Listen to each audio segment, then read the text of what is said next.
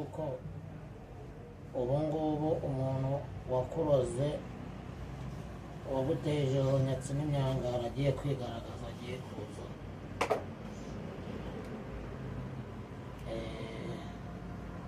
Iri ni ihembe ryanjye njya mbashikisha akarondozi, byajya kwajya jini kwa jini amahembe ahita yambi icumu rishingo ibindi nkoti kumva ibindi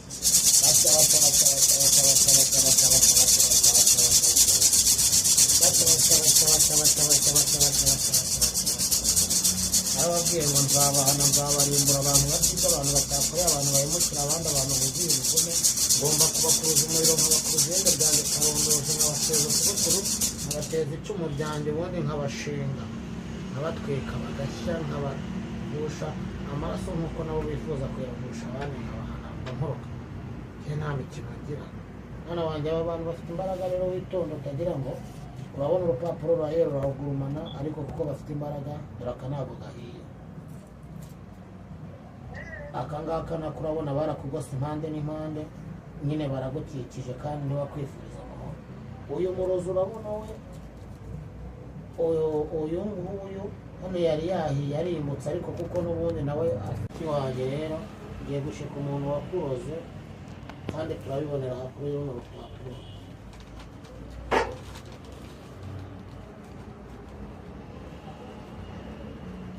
Twanyumva neza?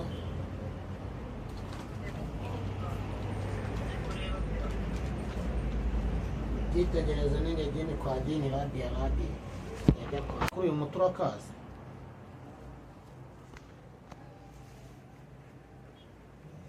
Urakazi? Samo witegereza neza, reba ni akanyamasyo. Uyu muti rero ureba, akanyamasyo ubundi ni agasimba gafite ubwenge, kagenda buke ariko kagakora ibintu birenze. Ni nayo mpamvu uyu muti nyine uwubona mu kanyamasyo. Akanyamasyo urabizi n'imodoka igaca hejuru igakomeza ntigapfe, kareba ngufu. Rero wa mwana we,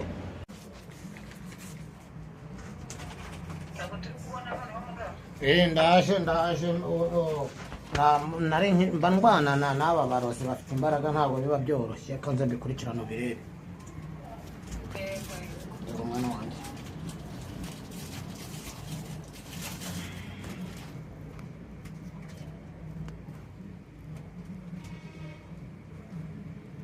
ntabwo biba byoroshye. Dini kwa dini, dini kwa dini, dini kwa dini.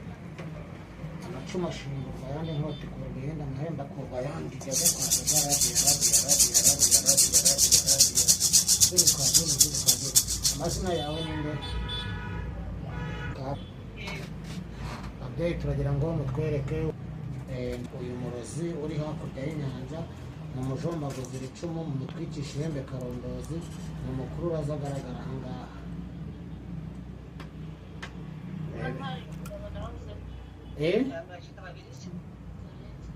Halo? Ngo n'uwamutwariye umugabo? Turabanza turebe aba barozi, kuko n'ubundi icangiro babashyizeho nicyo gikomeye cyane. Reka tubanze turebe uyu murozi, nitumara kumurangiza n'uwatwaye umugabo nawe tugomba kumubona nta kibazo. Mwanyumva neza? Mwitegereze ihembe ryanjye ngiri iriya muri kurireba. Aya mazi rero murayareba. Tegereze murebe, ngende umuhamyi, ngiye kumukuruza ihembe ryanjye, nk'uko njye mbakura bakava mu nyanja bakansanga hano. Njye nta mikino ngira. Dini kwa dini, dini kwa dini, dini kwa dini. Rabia.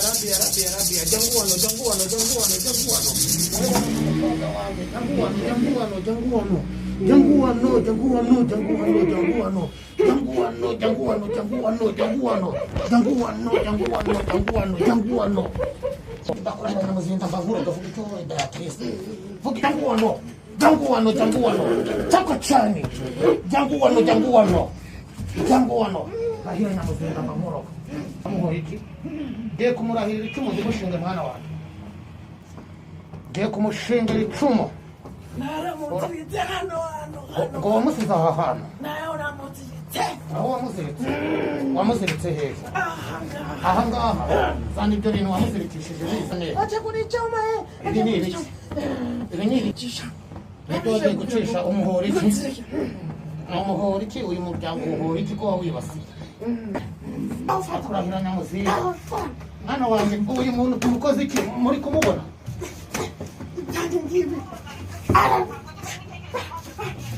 Itegereza kurahira hano. Itonde. Kurahira Nyamuzinda bagura. Giye kumwica. Simuroza afite imbaraga. Uyu witwa nde ivuge none aha ngaha? Ivuge wa muroza. Ivuge. Yitwa William Marita. Ngo yitwa William Marita.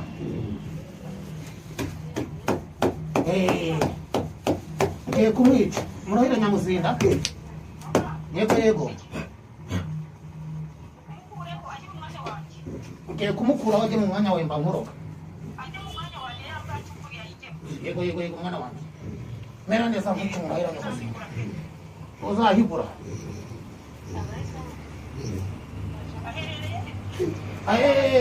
Avuye ngo muri Kongo, avuye mu nazi muri Kongo.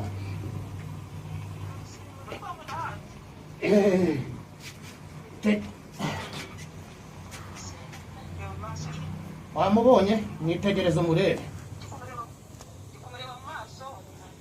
Dewe murahiye Nyamuzinda, aba barozi nta muntu uzongera kukumenyera n'umuryango wawe mwana. Kupa telefone abarozi bene wabo barabibonye bashaka kukwica nawe. Kupa telefone batakwica. Kupa telefone yawe bafite imbaraga abarozi, bafite imbaraga uri kubona n'ubuguru bwose ko ari gusamba wabibonye.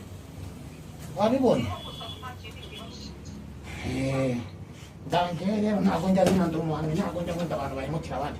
Kupa telefone yawe itaguturikana nze mpangane n'abandi barozi bene wabo bafite imbaraga nababonye.